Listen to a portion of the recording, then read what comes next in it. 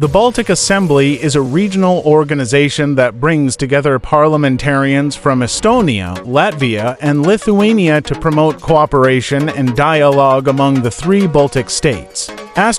Key objectives: 1.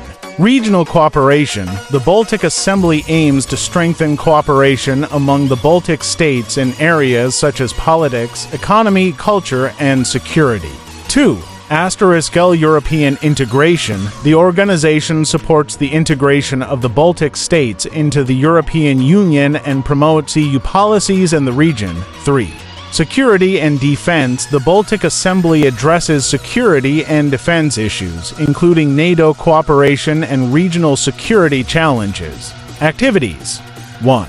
Plenary sessions. The Baltic Assembly holds regular plenary sessions to discuss regional issues and adopt resolutions. 2.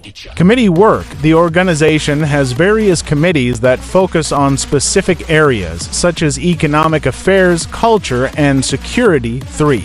Cooperation with international organizations. The Baltic Assembly cooperates with other regional and international organizations to promote Baltic interests and strengthen regional cooperation.